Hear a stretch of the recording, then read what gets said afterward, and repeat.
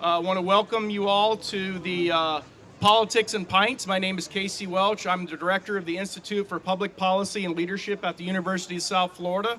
I also serve as the chair of the Manatee Chamber of Commerce Legislative Committee. You're at our annual Politics and Pints event. This has been a very successful event, and we appreciate you're all committed to continuing to come to this event as we wrap up the legislative session that just adjourned sine die last Monday, a little over a week ago. If we can start with protocol, if everyone would please stand for the Pledge of Allegiance. I pledge allegiance to the flag of the United States of America and to the republic for which it stands, one nation, under God, indivisible, with liberty and justice for all.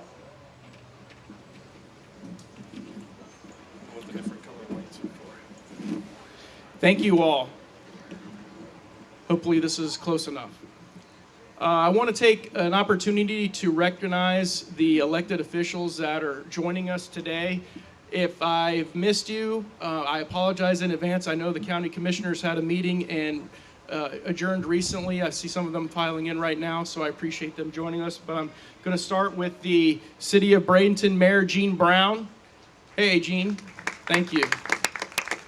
Councilwoman Mary Ann Barnaby. I didn't see her. Did she make it? Okay. Supervisor election and former President Pro Tem of the Florida Senate, Mike Bennett. Is he here? Okay. Commissioner Vanessa Baugh. I did see her. Good to see you, Commissioner Baugh. Commissioner Bellamy. I didn't see him make it yet. Commissioner Cruz. Welcome. I saw you. Good to see you, George. Commissioner Satcher. I didn't see him come in yet. Commissioner Servia, did Misty make it? Did not see her yet. Commissioner Kevin Van Osterbridge, did Kevin make it? And Commissioner Whitmore, I know I saw her walk in. Thank you, Carol. And also is school board member Chad Choate. Chad make it? Oh, good to see you, Chad. Thank you. We thank you all for your continued public service to the community. And I want to take a moment to recognize the sponsor of today's event, Spectrum by Charter Communications. We appreciate their ongoing support. And would Albie Kamansky please go to the microphone to give us a few remarks. Thank you. This one. You see, all the technology and all the technical difficulties that we have, it's not just limited to Zoom, where you're muted and you're unmuted. It can happen in real life here too. But my name is Albie Kaminsky. I serve as the Director of State Government Affairs for Charter Communications, or as many of you all know, as Spectrum within the community. But before we begin, just wanted to thank Casey for helping put on this event, and Jackie and Tara. Again, this has been an incredible event every single year that the Chamber has hosted this. But now, I mean, if you just look at the attendance, and it is just absolutely incredible. Standing room only. Can't thank you all enough for coming to this, to even leave county commission meetings early to come on out here to go hear a little bit from our state representatives and our state delegation here. But again, proud to represent Charter Communications and Spectrum in helping and sponsoring this event. We've got about 9,200 employees throughout the state of Florida, about 500 of them here in Manatee County alone. We're excited to continue to think forward and make an impact in Manatee County and statewide as a whole here too. And before I drop the mic, just want to thank our representatives a little bit more for all of their service in Tallahassee. Again, I know it's a lot of sacrifice that you make when you go up and leave your families on a daily basis on Monday through Friday, coming back and even having to stay throughout the weekend. So thank you for your public service. Thank you, Albie. And Albie, while you're still standing, I want to recognize the Manatee Chamber's Legislative Committee. Many of them are here today. Please stand and be recognized for your work throughout the legislative session and before the legislative session, for your advocacy on behalf of the businesses of Manatee County and advocating with our local legislative delegation. I know the legislators and their staff appreciate the work you all put in to have a consistent and a consistent message in Tallahassee. So I want to talk a little bit about the legislative session. It ended last Monday, as we talked about. The Legislature went a little over time. You guys were supposed to finish on March 11th, but March 14th seemed a little bit better for you all, with a $112 billion budget. As part of that, there were numerous priorities of the Manatee Chamber Legislative Committee that were funded or extended through policy. I'm just going to go through a short listing of some of those. On the Manatee Chamber's website, you have access to all of the legislative priorities, both state and federal, for the Manatee Chamber. But the extension of Visit Florida, the expansion of broadband in underserved areas here in Florida, the expansion of telehealth, and the investment in our local post-secondary institutions such as the State College of Florida, Manatee, Sarasota, and of course, University of South Florida, Sarasota, Manatee. And we appreciate all of your leadership of bringing that funding back home, that's taxpayers' dollars, back home to Manatee County to be used for the residents of this community. And when we go through the list, I want to hope you can talk about your individual priorities and also some of those funding issues that you all are proud of that came home to Manatee County, whether it's a bridge project or a water renourishment or all the issues that we are supportive on. I would like you to touch on that. So I want to start with ladies first, and Representative Fiona Mcfarland of Florida House, Representative District 72. Thank you, Casey. Hi, everyone. I love coming to Motorworks and being up on the stage because it's the closest I'll ever be to a rock star, I think. Thank you guys for coming here. So I represent Sarasota, but I love coming to chamber events because business doesn't respect county lines. Our people are moving back and forth. Sarasota and Manatee is the #1 growing area in Florida and in the country by some measures, and we're all looking at the same issues. I've just finished my freshman term. My brothers to my right were so gracious in bringing me along up there, and I hope that I will serve in the example that they've set for me, as well as Senator Jim Boyd. The Sarasota Manatee delegation is so strong, and as a newbie come in, and I hope you guys realize that. We've got, these gentlemen are real rock stars up there, and they do tremendous work. For me, as I think back on this session, as opposed to last session, the theme of this session for me was families. And maybe it's because I just had my second kid in 2 years, but as I look back at some of our legislative accomplishments from these past 61 days, we really did a ton of work for families. Whether it's some of the great tax holidays we have a 1-year tax holiday on diapers, which I really appreciate. We did a lot for education. Casey mentioned some of the local post-secondary education here, but record funding for education, teacher salary raises, the per student allocation, investment in early literacy and early learning. We started a program last session shipping a book to every struggling reader in Florida. Something that shows up in their mailbox just for them, not mom and dad's Amazon package, but a book just for them to encourage them to love reading and grow throughout their life.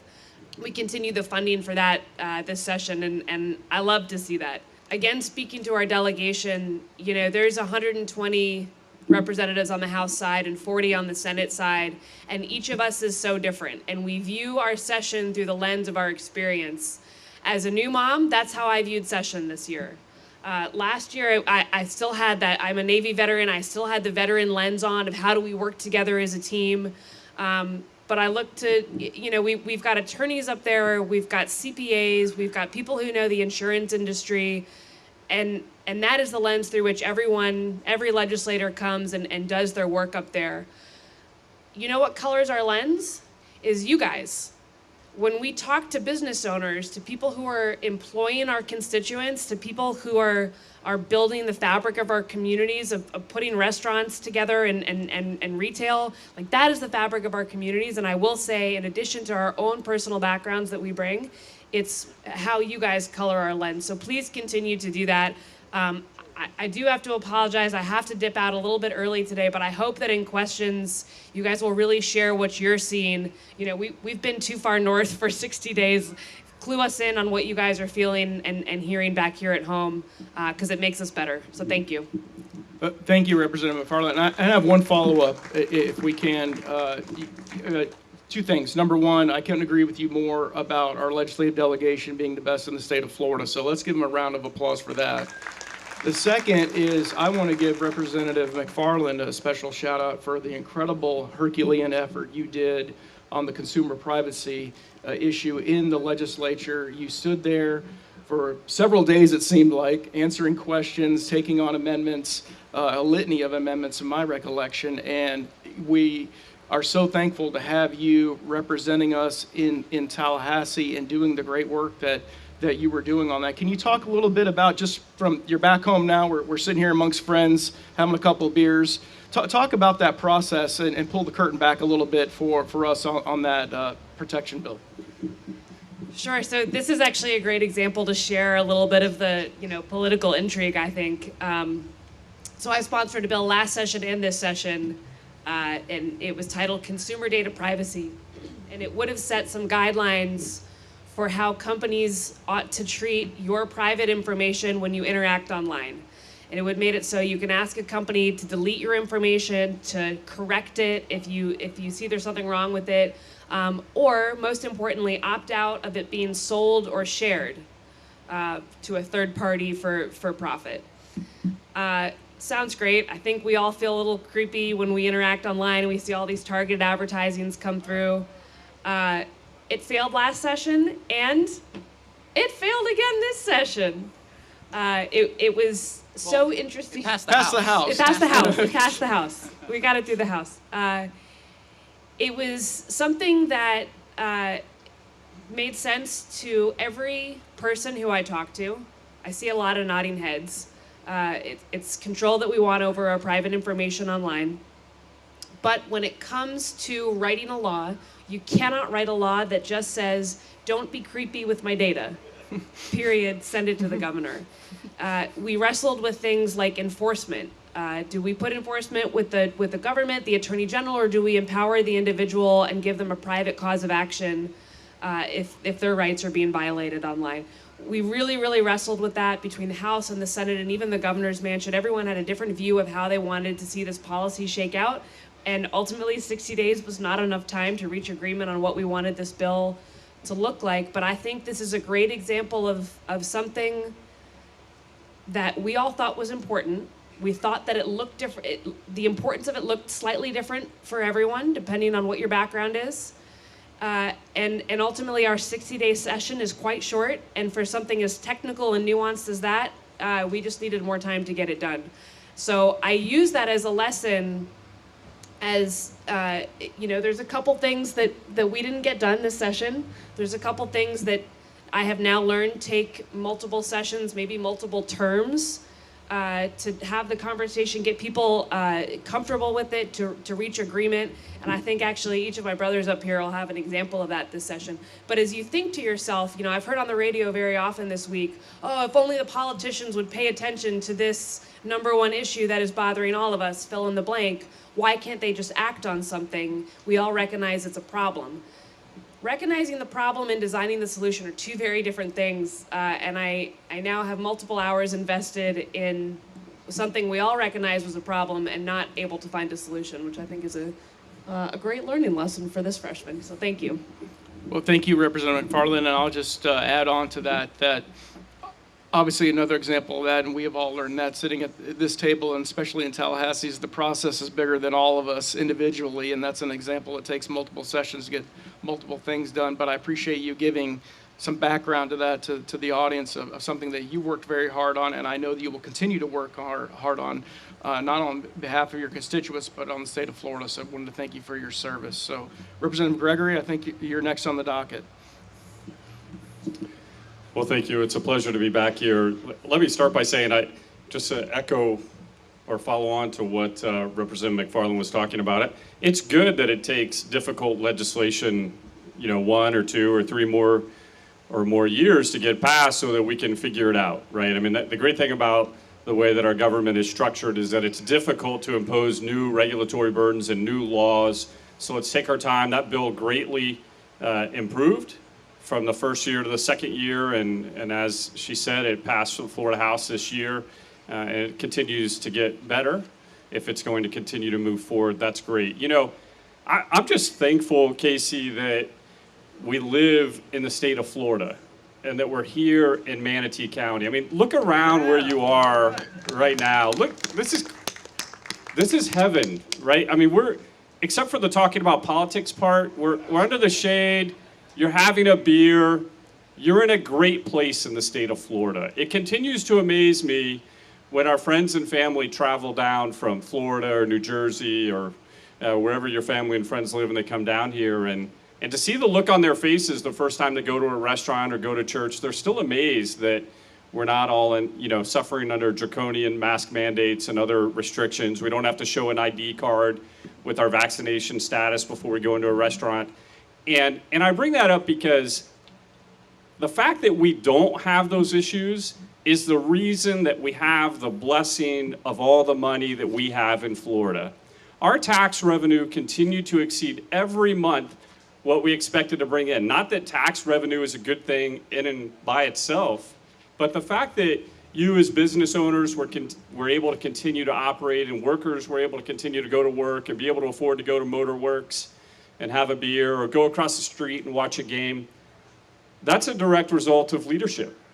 And Governor DeSantis said he was going to be a bold leader, right? He kept talking about a bold vision and bold leadership when he was being elected. That was his messaging. And you don't know exactly how that's going to translate. But I am sure there's nobody in this audience that would disagree with the statement that Governor DeSantis is a bold leader. And as a result of that leadership, I mean, he deserves an applause. Even in January, the most recent month for which we have numbers, Florida received more than $200 million in tax revenue than was expected. So Florida continues to outperform expectations for ourselves and for the entire nation. I'll just talk about, a couple of things, Casey, at the beginning here. I can't wait to hear your tough questions. So I'll just say, because we are so fortunate in the state of Florida as a result of that leadership, we're able to provide all sorts of tax cuts for Florida families this year. And that's exactly what we should do.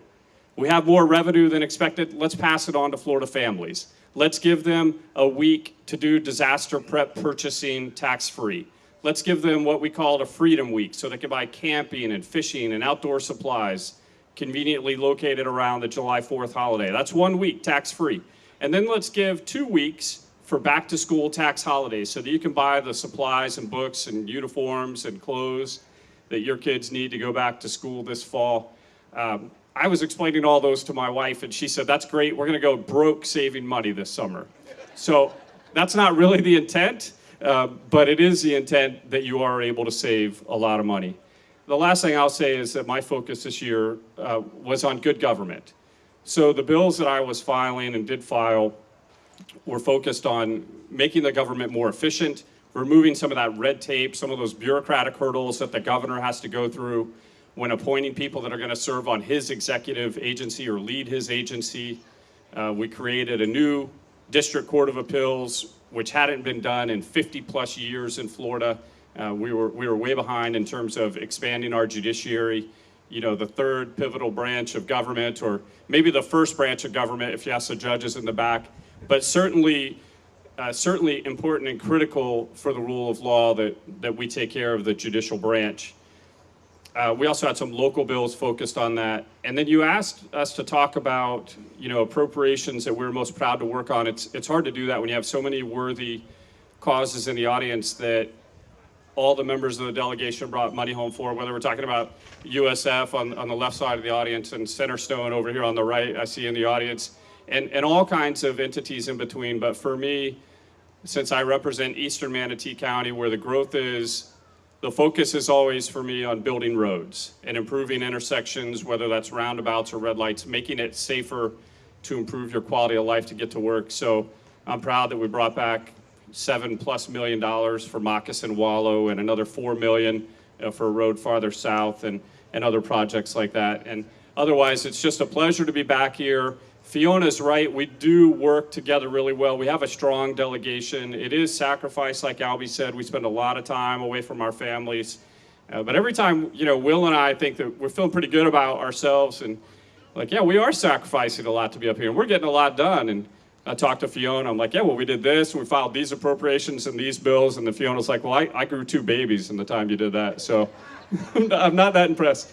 No, I bring that up because she does everything that we do just as well, if not better, and grew 2 babies and is raising them in Tallahassee and at Sarasota. She is a rock star on this stage. Well, thank you, Representative Gregory, and I'm going to hold my tough questions after Representative Robinson talks. Well, nothing is a metaphor comparing the Florida House to the Florida Senate than this table. The House members are here working, and our senators are off. No, I'm kidding. We have great senators, and it is kind of funny though, because the House will sometimes be in session until midnight, 2 o'clock, and the Senate recesses at 6 o'clock. That's their deadline. So we're passing all of these bills and having all this debate, and we're waiting on the Senate to pass some things. But it's really a pleasure to be back home. And one of the great things about having the baseball lockout is we have spring training to look forward to ahead of us. And just like Tommy mentioned, having ball in our backyard is pretty amazing stuff, and it's something that I look forward to every year. And we are so grateful to live in Florida. And I compare all the sessions, and they're all been very different. And the one thing that sticks out to me about this session is we really didn't have a major emergency in the middle of it. We had Piney Point one session, we had COVID another session. I wasn't in office, but we had the Parkland shooting in another session. So it frankly allowed us to focus on 2 of the most critical issues, and frankly the only 2 constitutional issues that we have to tackle in Florida, and that's 1, to pass a balanced budget, and 2, to pass maps. And I'll talk about both of those pretty briefly. So Representative Gregory mentioned our budget. Our budget, I think, is historical, not only in size, but also what it tackles. It tackles a lot of the critical issues that are important to Floridians, whether it's education, water quality, healthcare, roads, affordable housing. I think we've funded affordable housing to the highest level in 14 or 16 years. So a lot of great things in this budget you can be proud of, and I am so happy to work with this team, because you don't get appropriations for your district with just one person. It takes a team, and I have to give a great shout out to Senator Boyd. If we can keep it in the budget, and by the way, write the governor, because the governor still has his veto pen once he gets the budget. So we want to see some of all these great items stay in there, but the preservation of Rattlesnake Key to make that a state park. I have obviously perspective here with the Robinson Preserve, but anytime we can preserve lands like that and use taxpayer money to do it, it's a home run. And Senator Boyd deserves a lot of credit, along with the Senate President, hopefully the governor, in getting that money in the budget. So a really, really, really good budget. A lot of great things in the budget. So please do write our governor to make sure that all of those necessary items stay in the budget. Redistricting.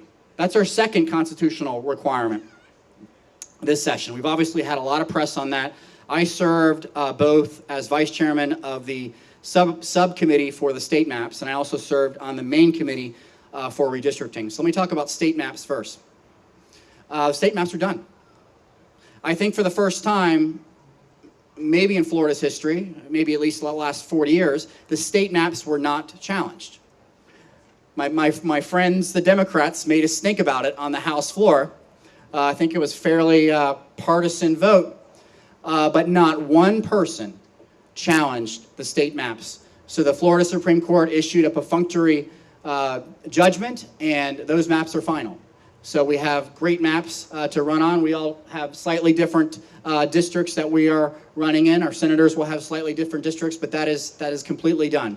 We've also passed, this has gotten some press, we've also passed our congressional maps. From our perspective, they are done, but unlike the state maps, which are subject to governor scrutiny, the congressional maps are, the state maps are not. So the governor has, I think on a couple occasions, promised to veto the maps that we passed, and if he so does that, we're prepared to act.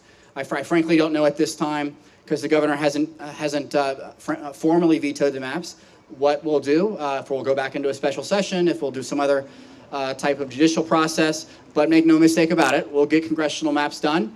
and there has been some commentary about the governor involving himself. Look, it's like with any other bill. You are not a good member of the legislature if you're not working the governor's office on your bill. And so this bill is just like anything else. So anyone that says the governor shouldn't have input on these types of maps really doesn't know our Constitution or know what's going on. So the governor will obviously have his say on what he believes is right for Florida with the congressional maps, and then the legislature will respond, and hopefully we can come together. I had a great session in terms of my personal bills that were passed. 4 of my 5 bills passed, and the 5th bill I didn't pass, actually I amazingly got local government and the builders both mad at me at the same time. So I ended up killing this bill on mobility fees because it was just causing too much controversy. But the one bill that I want to talk about that I passed, it's actually number 777, so I remember it very well.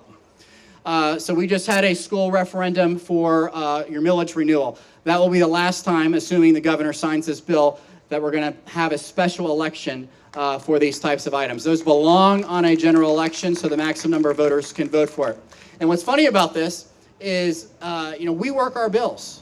You're allowed to contact members to talk about bills and where they stand. And one of the most conservative members, Anthony Sabatini, our roommate, loved the bill, and one of the most liberal members, Anna Escamani, loved the bill. So it had broad bipartisan support. I think I had two no votes on the House side, and actually Senator Boyd got it through on the Senate side unanimously. But Representative Gregory mentioned the tax package. I believe that's the largest middle-class tax cut in the history of the state of Florida, $1 billion. Focused on getting the money back to you, not big corporations, but getting the money back to you all in your pocketbook so you can save a little money in buying some of those items that Representative Gregory mentioned. The tax package is an enormous win for Floridians. The budget is an enormous win for Floridians. But just like every session, and I'll go back to my analogy about all 4 of my sessions, this is my 4th session, every session sometimes seems incomplete. There is not enough time to do everything in session. And I'm sure we'll talk about property insurance. Representative Gregory was a champion in that area, and we just couldn't come to an agreement with our Senate partners on that issue. Last session, we had gaming. The session before, we had some COVID issues. So we'll address these issues. These are important issues, and if we need to go in a special session, just sign me up, and I'll drive just like I did about 15 times this session, and committee weeks back and forth, and we'll go up there and do our job. But it's really my pleasure as a former chairman of the subcommittee that runs the Legislative Affairs Committee in the Chamber to speak to you all and to talk about this session, because I'm really proud of what we did, and I'm proud to serve you all. So thank you all for coming today. Thank you very much. Representative Mcfarland, I know you need to leave. I didn't know if you wanted to wrap up any comments before you leave, and then we'll get into questions.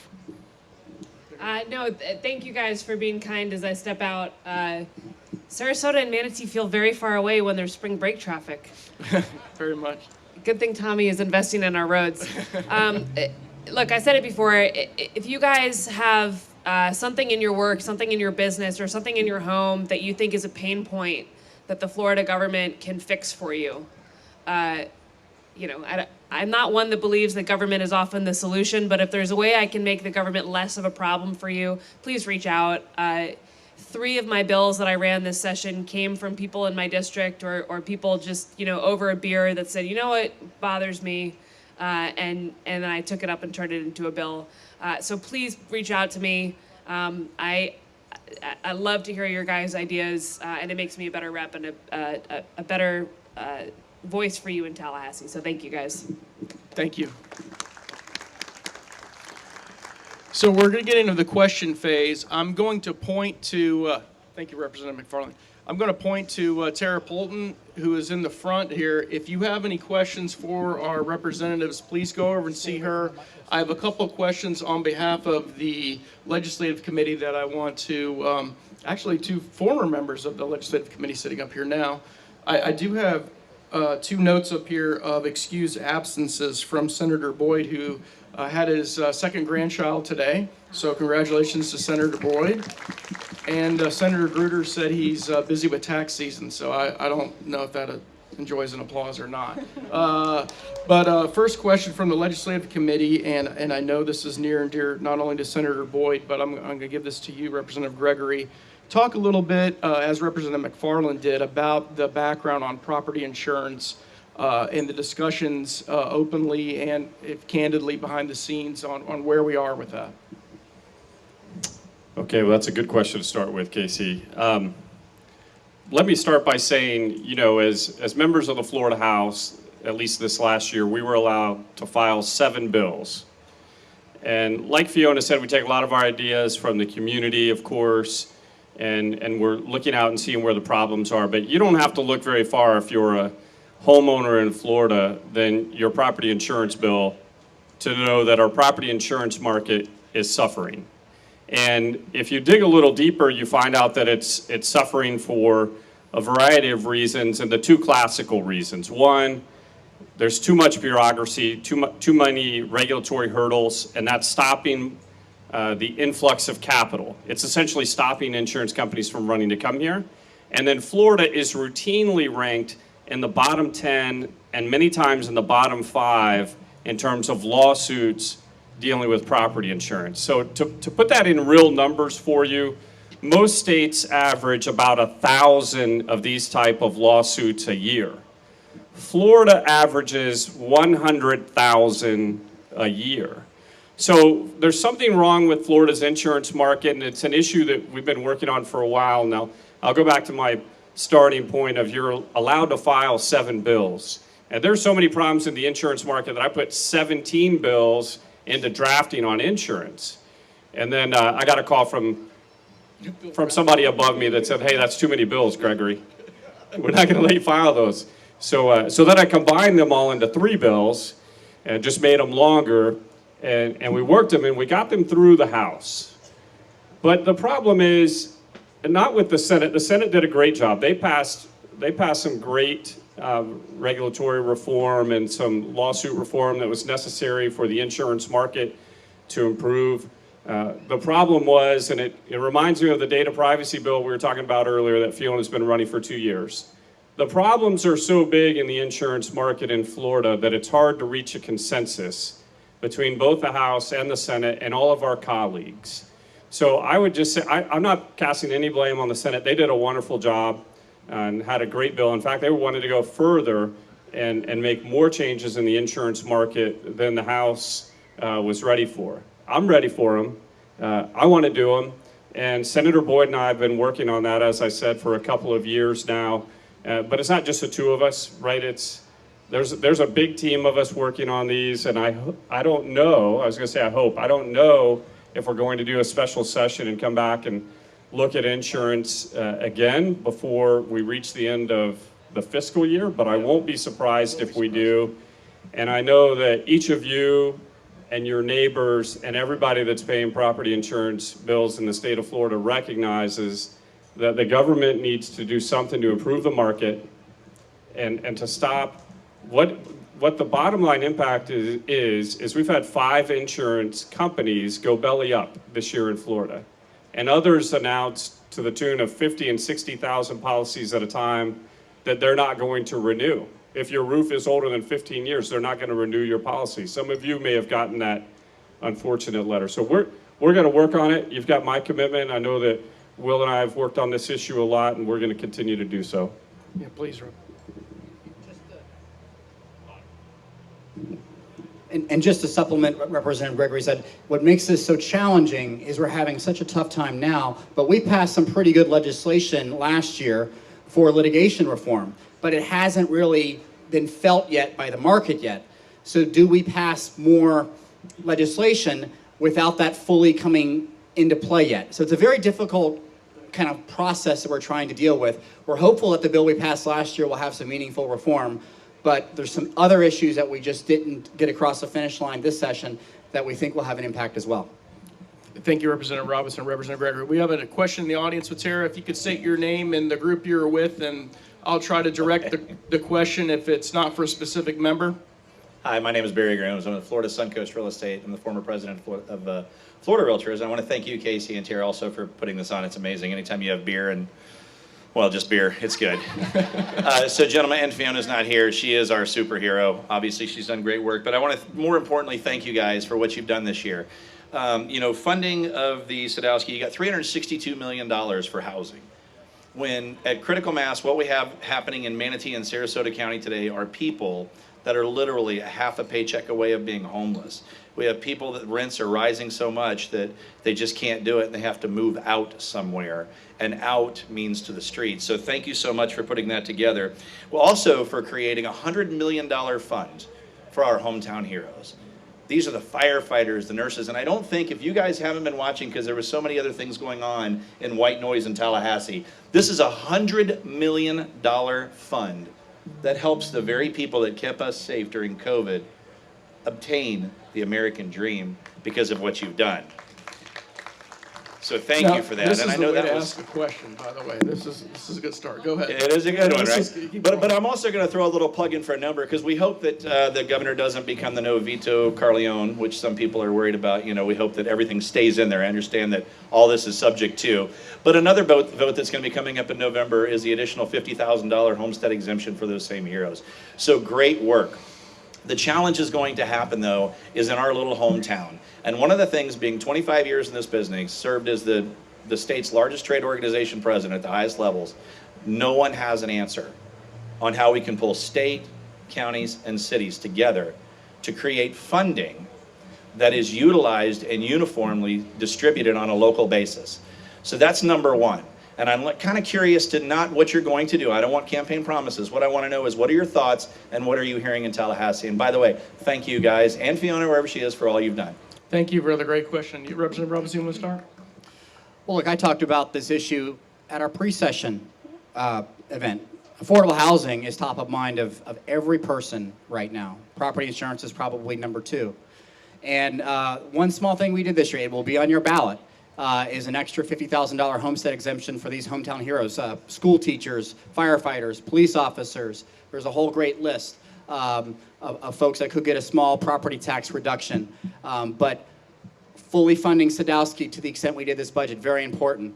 But affordable housing is a huge issue that requires an all-government approach, local, state, federal, whether or not it's making sure you get permitting through quicker so we can get these projects quickly online, building the roads and the infrastructure and the water. We frankly have so many people coming into Florida at 1,000 people a day. The demand for this type of housing is going through the roof. I'm sure we have some developers in here that can't build the product quickly enough. And so making sure, I'm very happy and pleased to see that our county commission has tasked this as an important issue for them, because this is truly a local issue, to make sure that we have the correct product online to make sure that those folks can afford it. Because we're going to start, if we haven't already started to become unaffordable here.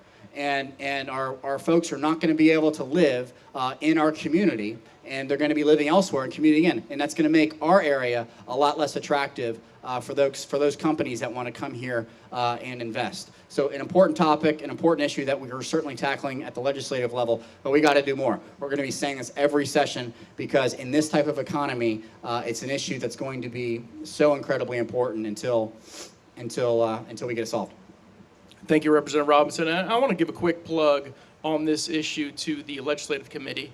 This is one of the issues that the Manatee Chamber Legislative Committee has been steadfast in having on the legislative agenda on behalf of the Manatee County community, and has advocated on behalf of this community in Tallahassee of affordable housing and protection of the Sadowski Trust Fund, and how important that is to our community. So again, I want to thank the Legislative Committee and the Chamber for their continued support of that.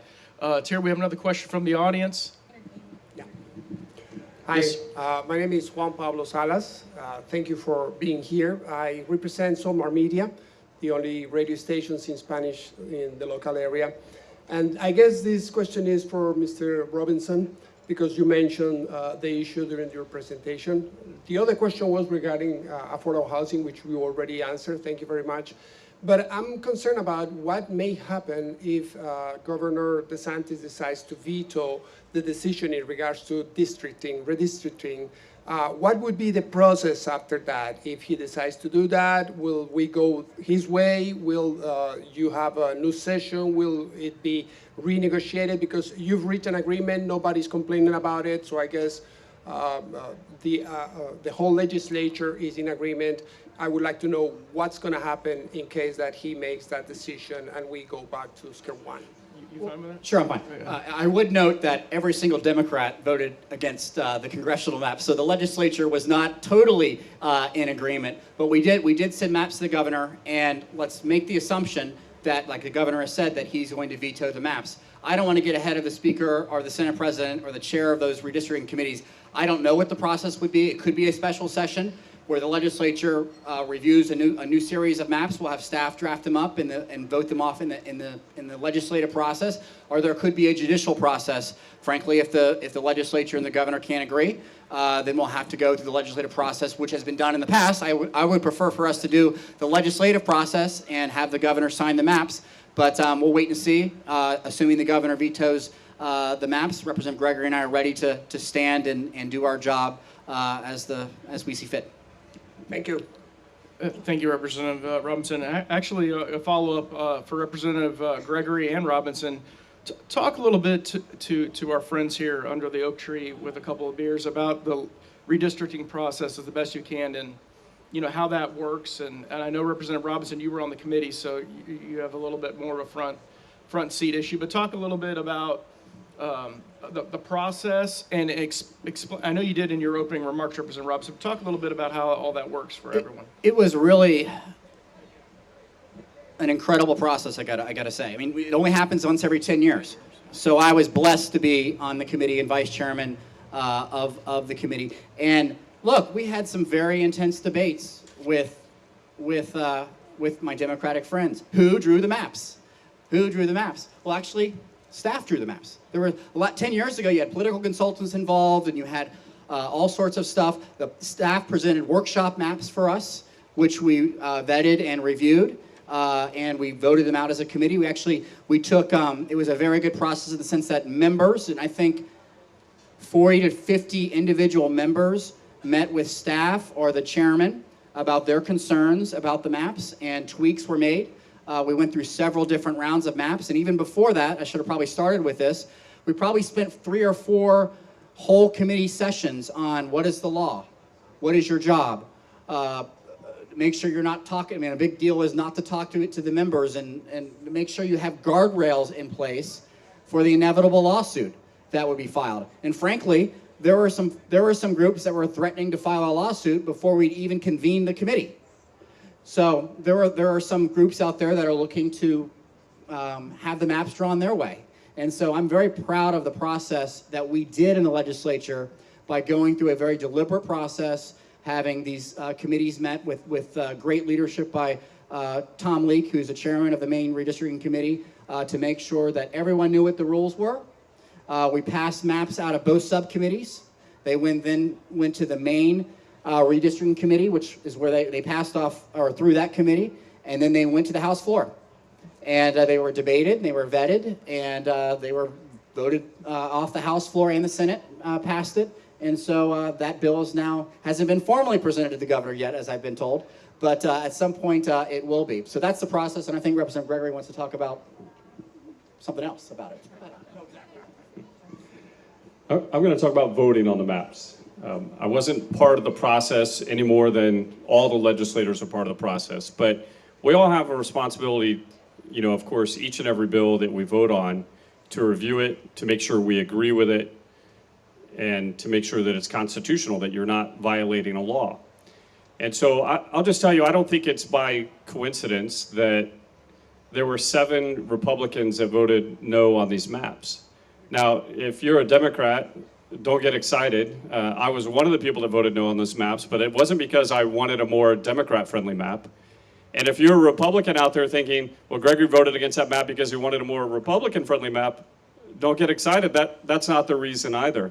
I do agree with my good friend Will here that the time and the dedication and the talent and the commitment of the leadership was strong and highly commendable. But I would bore you to tears if I really walked you through why I think these maps that we did pass out of the legislature are unconstitutional, but I'll try to boil it down to just a simple explanation. And that is, it entirely focuses around gerrymandering, right? You know what gerrymandering is? Where we draw maps and over certain districts in all kinds of crazy ways because we want a desired result. Either we want that district to be all Hispanic, or we want it to be all another minority category, or they want it to be all Republican or all Democrat to tilt the maps in their favor. Gerrymandering, there's a huge amount of case law to say that gerrymandering is not just out of favor, but unconstitutional in violation of the 14th Amendment. So I will say that I, along with the other 6 Republicans that voted no on this, I think uniformly locked ourselves in our rooms and read the 6 cases, the seminal cases on this issue, and said, we believe that Governor DeSantis and his attorney are correct, that we shouldn't be passing the maps as drawn. If they have a gerrymandered district, we should go back and start over. And I think that it's important, not just as a matter of case law and whether or not these maps are going to pass the Supreme Court precedent or Supreme Court test that we know they're going to get. I think they're more important, that analysis is more important for a fundamental reason. I think we have to stop dividing this country. We have to stop dividing it by political party. We got to stop dividing it by race. We ought to look at these maps in analytical ways and say we need 180,000 or 780,000, however many people we need for each district, depending on whether you're talking about the Florida House or U.S. Congress, and draw the lines following, to the best of our ability, the tiers that are outlined for us, T-I-E-R, tier. The city, the county, boundaries, the national geographic regions. We need to stop gerrymandering in Florida. We need to stop gerrymandering in this country and more unify. Now, that may result in a more red map in your state. It may result in a more blue map in your state, but I think it's an appropriate way to unify the country. Thank you, Representative Gregory. Back to Tara for a question. Hi, Mike Burton, and as you gentlemen know, I'm interested in conservation and balancing with infrastructure and business issues in Manatee County and our quality of life. First of all, I want to thank Commissioner Robinson, Representative Robinson, sorry, I've been dealing with the county for so long. And I want to thank you for the funds for Rattlesnake Key. That's an excellent use of funds. That property has been at risk for a long time, and the acquisition of that land is going to mean the conservation of the Terracea Aquatic Preserve is going to be assured for a long time, and that's a really good thing for Manatee County. I want to bring up something that probably it might be an obscure bill. It didn't get out of committee this year, but it's related to something that really affects something that's holding up expansion of infrastructure, especially related to our ports infrastructure and our roads and bridges, things that affect, especially when there's infrastructure related to intertidal construction, areas where we're doing work in coastal areas. And that is a seagrass mitigation bill. That bill would have allowed the local governments, state governments, other public entities to establish mitigation banks using state sovereign submerged lands, and it would give us an opportunity to do major restoration projects that could then be used for the expansion of infrastructure like our own Port Manatee here in Manatee County, as well as other important transportation projects on our coasts. And I'm curious to see what Representative Robinson might have to say regarding that bill, and see what we can do about next session to try to move that idea forward. Thank you. I actually get excited when someone starts off saying, I have an obscure bill I want to talk to you about, and I actually know the bill that you're talking about. Because you're right, I think 1,000 or 2,000 bills are filed during the session. Actually, my other roommate filed that bill. And it really got tied up a little bit in politics. Because the other side was saying, well, you only want this mitigation bank because you're going to be tearing up the seagrass under all these docks, and it's going to destroy the seagrass. So it got off message on politics. And I agree with you. I think it was a good bill. My roommate, believe me, talked to me about it every night. So he convinced me. I never voted on it. I don't believe you did, Representative Gregory. I think it made it through 1 or 2 committees. I'm not sure what it did in the Senate. But you have a champion, and Toby Ovendorf, who is our roommate, that I'm sure will file it again. And I'll talk to him about it, that you have, you're rooting for him down in Bradenton. But a good bill, and we'll see what happens to it next year. And that gives me a great segue, because I did want to list a couple of these projects. I mean, Tommy talks about roads because he's out east. I love water because I'm out west. And, along with, Rattlesnake, we got Holmes Beach flood mitigation improvements. I saw the mayor of Bradenton. We got the Bradenton sanitary sewer line program in. We got clams and seagrass restoration project in. Manatee County Palmetto Green Bridge fishing replacement in. Another clams and oyster project in. So a lot of great, wonderful water projects. So if any of them that you like, I'll say this for the 5th time, please write the governor and make sure that he knows that you care about this stuff, because water quality is just so incredibly important for all of us here, our residents, our visitors, and it's something you never finish work on. It's something you're always trying to do better on, and I'm frankly really proud of the work that we all have done on water quality in Tallahassee. Okay, we got a question, Tara, with, Reverend Golden with the school board. Mr. Chairman? Thank you very much. Appreciate the work that you all were able to do in terms of putting synchronization for all of the extensions of the millages all across the state. My question is whether or not in that bill, or is there anticipated at any time in the future that there's going to be a limitation on the length of times that you can have an extension or a millage extension? Chairman, it didn't change anything but the date. It Okay. just moved it to a general election. I didn't mess with the 5 years or making that shorter or longer. It's still just moving it to a general, that's all it did. All right. Thank you. Thank you very much. Thank you, Mr. Chairman. Any additional questions from the audience? Yes, right here. Okay, go ahead. Please say your name and your group. Oh, thank you. My name is Lisa Moore. I live in Northeast Bradenton. My question is, I think a combo, but probably more for Representative Gregory. I'd like to go back to the property insurance bill that you mentioned, and just forgive my ignorance, but if you could go into some specifics.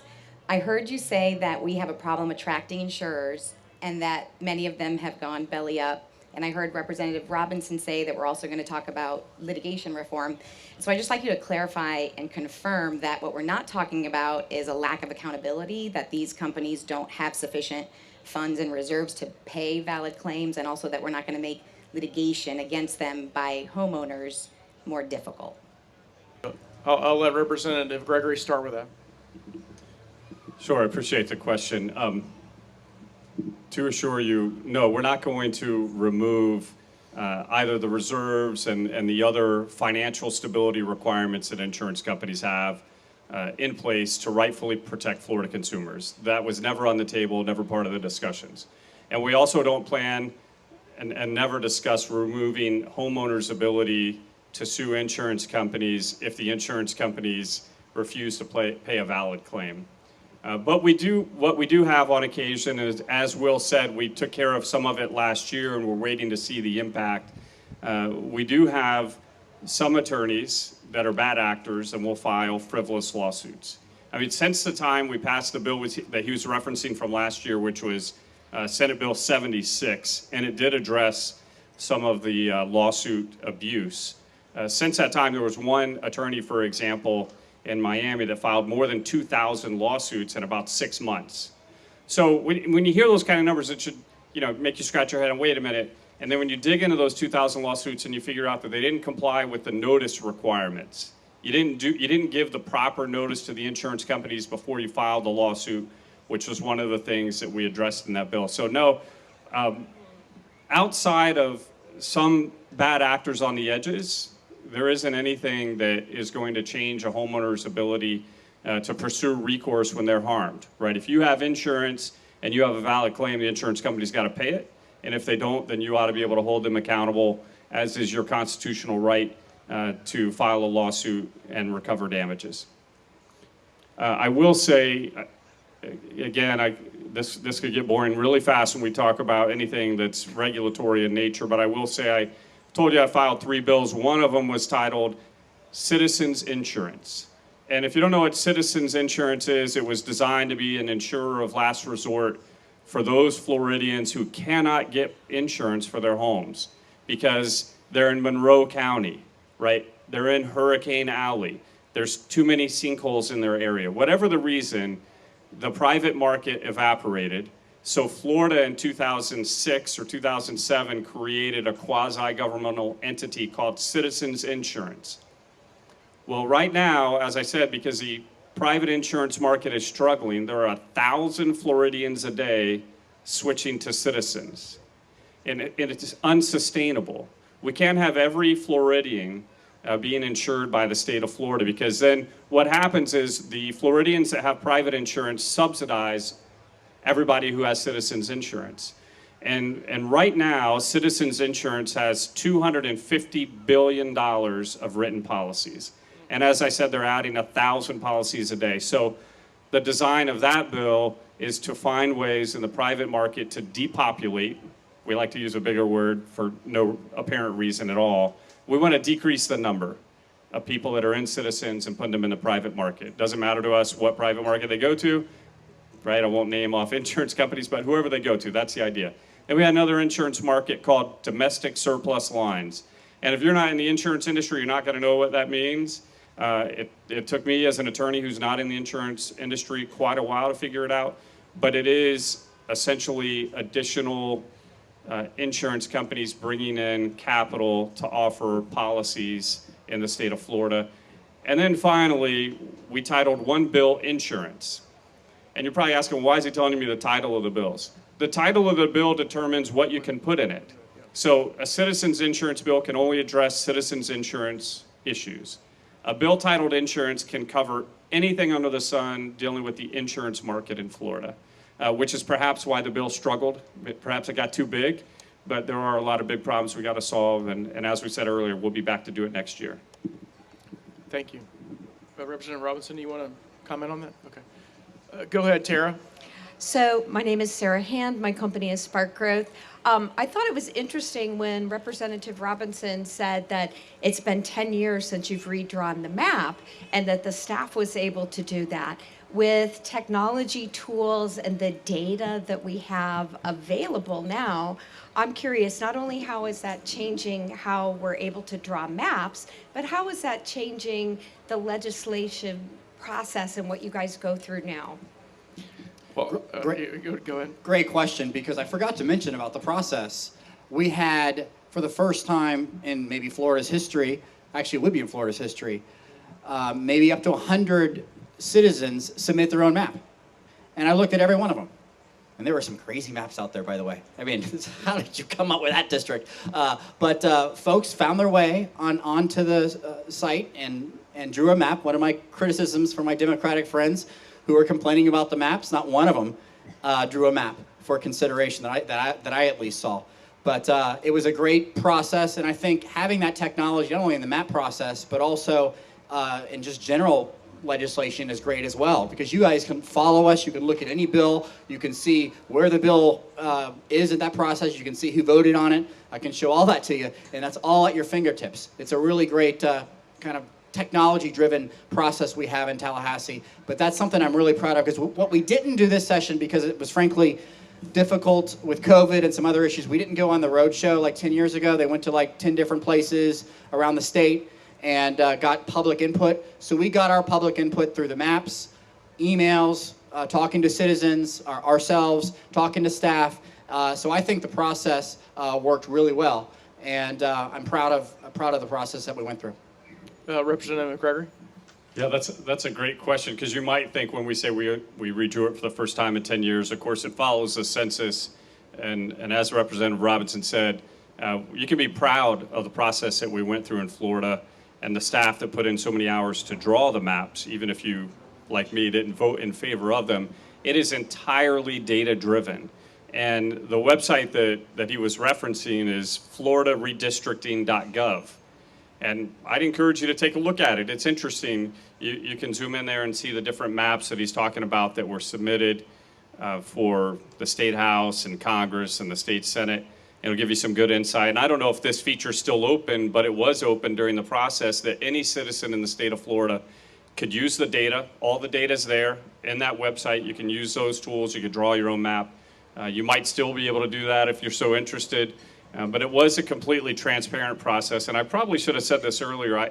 I did indicate that I'm, proud of the staff and the team and the legislators that worked on the maps. And then you're probably thinking, well, how does he square that with, he voted no, he believes it's unconstitutional. That's what I believe as a lawyer. Yeah, and I'm not talking about the state maps. Those were good, the State House and the State Senate. I'm only talking about the congressional maps. But that's as a lawyer, after reading 6 cases and studying it for a long time. And I would tell you the same thing most lawyers would tell you. Your view of those facts and how you're going to determine that or how you might predict a court would rule on it is going to vary lawyer to lawyer, unfortunately. This is not a slam dunk case where I would say, I can't believe people voted yes for it. I would say exactly the opposite. I would say, I respect the decision that you made after reviewing the staff analysis and the maps and the case law, and we can respectfully agree to disagree. And look, Tommy and I don't vote against each other or vote opposite often, but this is one of those situations. We just looked at it differently and came to a different conclusion. And we actually ended up voting a little differently this session than in the past, but that doesn't happen often, but it happened this time. Thank you. I have a follow-up question from a committee member talking about healthcare. I know, Representative Robinson, you're on some of the healthcare policy committees. Can you talk a little bit more about some of the healthcare policy issues that came through your committee and in particular telehealth and some of those issues? You may talk about the controversial ones? Oh, yeah, that one. Well, there's that one too. We obviously had a really good bill that expanded telehealth. I mean, there's nothing that we saw more through the COVID process of the importance of telehealth. And it really expanded it in a marginal way, but it had to do with getting some of your prescriptions online and getting it through the doctor and having to have to return for a follow-up visit. There was a part of the bill that would allow telehealth to be expanded to auditory, and that fell out of the bill at the very end, at least on the Senate side. But certainly, we did have a bill that ran through actually my subcommittee first, which imposed a 15-week, or reduced the abortion from 24 weeks to 15 weeks. So that was a bill that was heavily debated and contested and actually went through my subcommittee. And I was actually very proud of my subcommittee. We handled ourselves very well. It's a very obviously emotional and contentious issue. We had over an hour of testimony in my subcommittee. I had to throw someone out the first time as the chairman. Then I thought he got a little bit out of line. But everyone did a great job. I worked very well with my ranking member on that bill and on that vote. We obviously saw that issue much differently. And that's really what a lot of people don't see about the legislature as compared to Congress, is I have a great deal of respect for my Democratic colleagues, and I would tell that to Michelle Rayner if she was sitting here. She's one of my very favorite people. And I worked very well with my ranking member. He probably is the most liberal member. Can you hear me? And we work well together. And I am proud of the work. And frankly, we always focus on the controversial issues. And there are certainly a lot of those. But 80% or 90% of the bills, you see all green, which means they passed unanimously. And so we had some tough bills. But through healthcare, we had telehealth. We had a couple other things that I think did great things. We had some nursing home reform that I think will allow nursing homes to better staff their facilities. And frankly, funding. Funding didn't come through my subcommittee, but we did a lot of great work in the healthcare funding space that I think is going to do great things for Floridians this coming session. Thank you, Representative Robinson. And Representative Gregory, I have a question for you from one of our fellow legislative committee members. You can guess later who it is. Talk a little bit about constitutional carry. Yes, I can guess who that is. I usually do get these questions on the Second Amendment because I'm a strong supporter and file or co-sponsor all these bills. We didn't get it across the finish line this year. We had several members with it in drafting. I'm hopeful, Casey, that this is the year we're going to get that approved. And for some people ask me, well, what's the difference? What does constitutional carry mean? What is open carry? Let me just explain it pretty simply. It's actually not that complicated. Open carry would mean you can carry a firearm on your belt and people can see it. That's open carry, open to sight. And you could have, there's a couple different ways you could do that, with a permit or without. We're not looking at open carry in Florida, or at least we haven't been. I don't think anybody's filed that bill. But what we have been looking at for a few years, and 23 states have already done this. Florida would be the 24th if we do it next year. That is what we call constitutional carry. That's not what we have in Florida right now. What we have in Florida right now is concealed carry by permit, which means you got to get a permit. You got to get fingerprinted, the background check. You basically have to do everything you already have to do to buy a firearm, and you have to do it again to get a license. My view of the world pretty simply is you shouldn't have to get a permit to exercise a constitutional right. Second Amendment is a constitutional right. You shouldn't need a permit to do it. If you do away with that permit that's required for concealed carry in Florida, we would become the 24th state to allow you to carry if you're legally authorized to buy the gun, but you would still have to keep it concealed. And I think that next year, again, I'm hopeful that we're going to be able to get that across the finish line. Thank you, Representative Gregory. Appreciate that. Tara, if you don't have any questions, we're going to go ahead and wrap up here. I want to thank everyone for their coming out today. This has been just an extraordinary turnout from the first time we were here actually inside. It was a very cramped space. We only had half of the inside at the time. The other half folks were sitting at the bar. Not that there's anything wrong with that. But it was, if you could see, we've had to expand outdoors and want to appreciate. I want to recognize the chairman of the board of the Manatee Chamber, Rick Bissio. Thank you for your support of the legislative committee and your leadership of the chamber. Appreciate you, Rick. Thank you. I want to also recognize my chancellor, Karen Holbrook, Dr. Holbrook, but she left earlier. I want to take a point of personal privilege and announce to you all, you'll probably see it in the paper or if you've read on your social media feed since you've been here, that the University of South Florida today selected President-elect Rhea Law as the next president of the University of South Florida. Someone who has ties here to the Manatee community. She's actually a descendant of the settlers of Fogartyville. So it's a real old school connection here to Manatee County. So I know that that's a great thing. I'm sorry, Representative Gregory, go ahead. Oh, okay, you want, at the end, okay. I want to give a special thank you again to Spectrum and Charter Communications, Albie. Thank you, your team, for your continued support of these events. I know we enjoy pancakes and politics before session, and of course, I think most of us really enjoy pints and politics after session, looking at the aftermath. So thank you for your continued support. Of course, our legislative delegation, they are rock stars, they are champions. Talk to them afterwards. I will say this as a disclaimer. Don't follow them out in the parking lot later like some did with the Senate President a few years ago. That doesn't usually end well. So you meet them here in the bar and let that be as it may. And again, thank you to Motorworks for hosting us. You all have been great hosts. We appreciate you having you. And now the floor is yours, Representative Gregory. I just want to thank everyone for coming out today, and I want to thank the chamber staff, Jackie Dzelski. You're a great team. Thank you for doing this every time. It's well run, and it's just such a pleasure. It was a long session. It felt like longer than 60 days, but it's certainly wonderful to come back home and see you all and reconnect. And we get our best ideas from you all. So please reach out to us if you have any ideas about how we could be doing things better, or bill ideas, because a couple of the ideas that I got for this session came from folks like you. So please reach out to our offices, and maybe we'll see you back in a few months. Take care. Yeah, just in closing, like Will, I want to say thank you for taking the time out of your schedules to be here to ask us questions and to support us. Everything you do during session and before session to help us serve this community better. I am very thankful, Jackie, that both the Pancakes and Politics and Pints and Politics works well. I see our friends at Loaded Cannon in the back. Maybe we could add one more a year for them. I'm not sure what we call that. Yeah, maybe mid-session do something with them over at Loaded Cannon.